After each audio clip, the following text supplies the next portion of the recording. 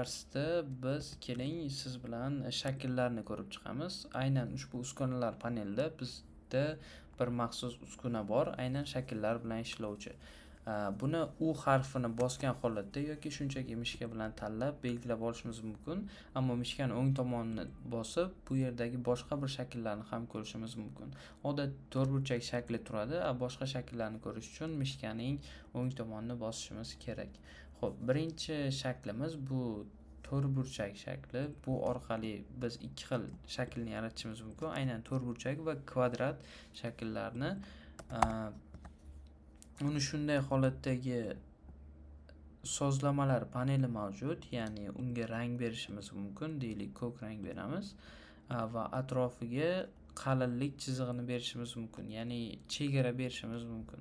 Deylik, buni sariq rangda beramiz. Xo'p, uni qalinligini 5 piksel deb olsak, xuddi shunday holatda ko'rinadi. Demak, yaxshiroq ko'rinishi uchun 15 piksel deymiz.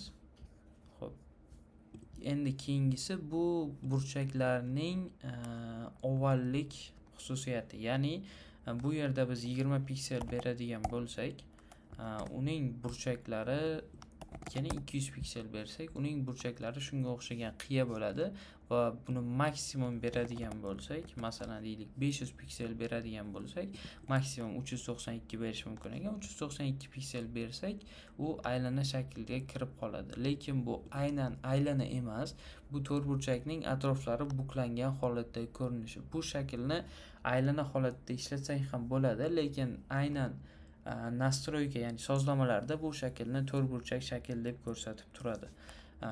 Biz aylana shaklni yaratish uchun ikkinchi ellips tooldan foydalanishimiz mumkin. Bu orqali har xil tuxum holatdagi yoki oval holatdagi shakllarni yoki aynan aylana shaklni ham yaratishimiz mumkin.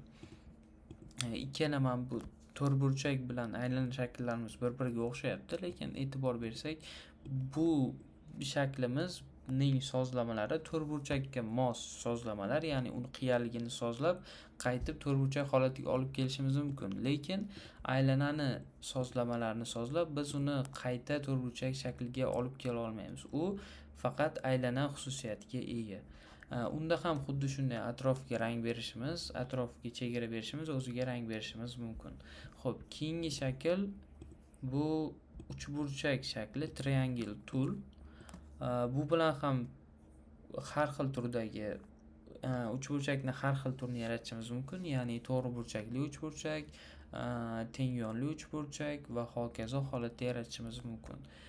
Uni ham burchaklarni qiyaligi mavjud. Keling, 50 piksel beradigan bo'lsak, u shu holatda o'tkir uchburchak emas, xuddi shunday holatda atroflari oval holatdagi uchburchakka keladi. Xo'p, keyingi shaklimiz bu polygon tool. Bu tool juda ham bir ajoyib toollardan bittasi, chunki bu orqali biz bir necha xil tomonli burchakli shakl yaratishimiz mumkin. Deylik, 20 burchakli shakl yaratsak, bu burchaklar ko'pligi hisobiga aylanaga o'xshab qoladi. Masalan deylik, 10 burchakli yaratsak, xuddi shunday holatda to'rtburchak ko'rinishda bo'ladi. Uni e'tibor beradigan bo'lsak, uni ham atrofiga chegara berishimiz, rang berishimiz va chegaraga rang berishimiz mumkin. Uni ham atrofini oval holatda burib olishimiz, qayirib olishimiz mumkin. Xo'p, bizda keyingi shakl bor. Bu shakl line tool. Bu faqat chiziqlar chizadi. Kesma deyiladi geometriyada, aynan shu holatdagi kesmalarni chizadi. Bunda e'tibor beradigan bo'lsak, faqat chegara chizig'i ishlayapti. Ya'ni bu yerga qarasak, biz uni rangini ko'k rangda berganmiz, lekin chegarasini sariq rangda berganmiz. U ko'k rangni olmaydi, chunki bu faqat chegara, ya'ni kesmadagi rangni oladi. Aynan pastdagi rang bilan uni rangini o'zgartirib olishimiz mumkin. Deylik, uni rangini qizilga qo'ymoqchi bo'lsak, pastdagi chegara rangini o'zgartirishimiz kerak. Asosiy rangni o'zgartirsak, unga hech qanaqa ta'sir qilmaydi.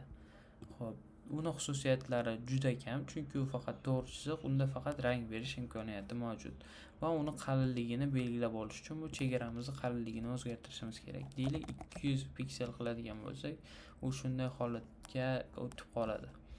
Xo'p, keyingi shakl bu custom shape shakli, ya'ni Photoshopda biz tayyor shakllardan foydalanishimiz mumkin. Ushbu yuqori qismda shape da kirib, masalan, hayvonlar shaklini yoki daraxtlar shaklini yoki qayiqlar yoki gullar shaklidan birortasini tanlab, tayyor holatda yaratib olishimiz mumkin. Buni qalinligini 2 piksel beramiz bizga yaxshi ko'rinishi uchun. Mana xuddi shu holatda bizning shakl yaratiladi. Keling, chegarani o'chirib ko'ramiz. Chegarani o'chirsak, u mana shunday holatda bo'lar ekan.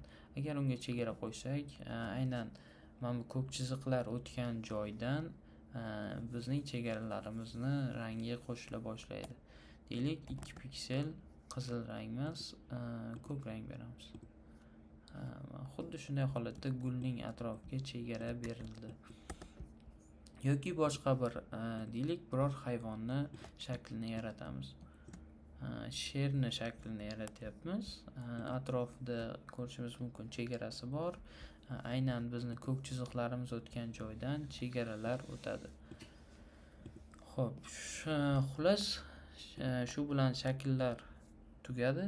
Bugungi darsimiz ham shu bilan tugadi.